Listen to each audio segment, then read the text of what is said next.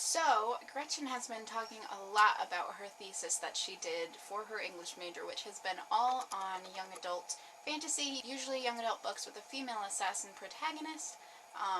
I also did a thesis, but I did it like 2 years ago in the spring and then the fall of last year. It's been a little while since I did mine. Mine was actually for my anthropology degree, but I did do it on books. The thing that I did my thesis on was translated Korean fiction, and one part of it was me reading and talking about what the content of these Korean books were. The other part of it was me talking about why it was so difficult for me to find them, why they are all so short, why they aren't really marketed here in America. It was all of these things that had to do with the cultural differences between Korea and America based on what I read in all of these short stories. Basically, the reason I did that was because I had been learning Korean on my own. I have lost a lot of that because I then went on to take Chinese classes at school, and I focused really hard on Chinese because obviously I was getting graded in that and I needed to study that and focus really hard on that. So I lost a lot of my Korean. One of the things that I need to do this year is to get back into studying both of my languages to keep them up so that I don't lose it, because I do want to work on translation. So I mentioned this sort of briefly in the video I did for Chinese New Year where I reviewed The Three-Body Problem by Cixin Liu. That is a really great book, and I think you could tell I was super excited about it because it was a translated book. It was a book from East Asian literature, which is the area of the world that I'm particularly interested in, and a lot of you have been like, talk more about translation, talk more about all of that stuff, so I am here to do that today. I wanted to start off this series, which will hopefully be me doing a bunch of reviews of translated fiction, starting next week, hopefully, if I can get that done with all of the things that I'm doing at work and things like that. But to start it all off, I want to talk about how to read translated fiction, because it is a little bit different from your normal fiction. I mentioned in that Three-Body Problem review that if there is a translator's note, you should definitely read that, and that's the first thing that I want to say. Read the translator's note, because that is going to tell you what the translator focused on when they were translating. There are a couple of different theories of translation and how you should actually be doing it, and while some people mix and pick from them, there are people who subscribe to one more than the other. There are people who try to stick as close to the word choice of the author, and that can have problems of its own in tone changing or things like that being a little bit confusing in grammar structure and things like that. And then there are people who try and stick to the feeling of the book, what the author was trying to portray, so the words might not be exactly the same, but hopefully the intent of the book and the tone is left unchanged in that one. Now obviously these both have different things. This means that the translator had a lot more to go about when they were working on the word choice. The word choice is actually a lot more focused on the translator here.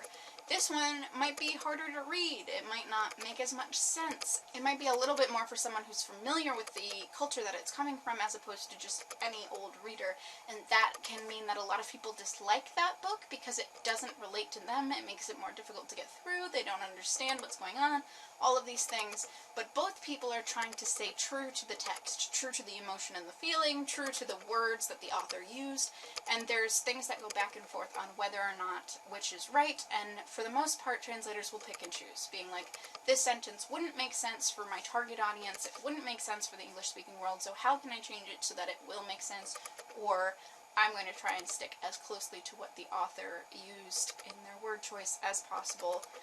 Some people use footnotes, other people do not. There's all of these different things, and the translator's note is where you are going to hear about all of these things, where they focused, which sections they think they did well on, which things they think they needed to work on. And another thing that's with translation is that we all understand that each translation is completely different because it's our interpretation of the book. You read the book, you interpret it in a certain way, and you are translating it for another audience. If we're going to use math terms, this is a translation, which is a shift, not a reflection. It isn't an exact copy of that original text, and honestly, you can't get the original emotions and original things that come out of a text if you don't read the original. But we still need translation because the English-speaking world is not the only place where great stories are written. You need to seek out into the wild world, and how we do that is through translation. So, always read the translator's note. The next thing I want to talk about is that when you're going about picking a book to read that's translated, I would recommend picking either a culture you are very familiar with or a culture you are interested in. Generally those overlap because it can be a little bit awkward. The reason I'm talking about this is because every culture has its own sort of inside jokes, its own sort of way of talking about the world, seeing the world, the way that they call each other, the way they interact, and if you don't understand the way that culture would interact with the other people around them, it can be a little bit jarring because they're going to be interacting in a way that you don't understand. My first review will hopefully be of The Vegetarian by Hong Kong. That has been going around in BookTube because it's on the Man Booker International Prize list. It's also sort of new and highly praised. A lot of them are not particularly well educated in Korean culture, which is fine. The reason I wanted to talk about it is because I did do an entire thesis looking at that. So I have some things that I could bring to the table when I talk about this book as it goes with Korean literature, but a lot of the people who have been talking about that have been saying, this was a little bit confusing, I didn't quite understand why this was happening, why that was happening.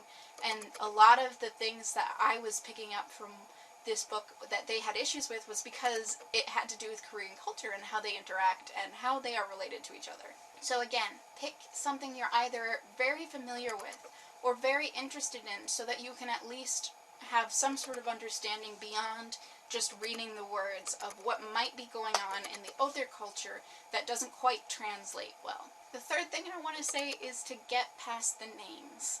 A lot of the times, especially in other cultures that are very different from ours, like Asian literature, the names make no sense to us. They're just sounds. It's really difficult to remember who's who because it's not something that you can immediately tack onto and recognize as a person with a name.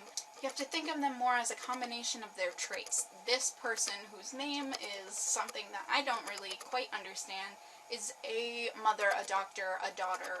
She works in publishing, whatever it is. Put those traits with that name. It will help you remember it. And I know that it's difficult to read a story about people whose names make no sense to you because you can't relate to them. It's a huge barrier for seeing them as a person. I hope that these tips and explanations helped you a little bit when it comes to picking up a translated text. Again, I'm going to be continuing this series, giving you more tips, talking about translated texts that I have read, both recently and slightly in the past, some that are quite popular, others that might be less known, but I wanted to get this done for you guys because I care about it a lot. I'm super excited about it, and I wasn't quite sure how to do it, and I think I know now. That's all I have for you guys today. I hope you had a lovely week. I will talk to you again soon.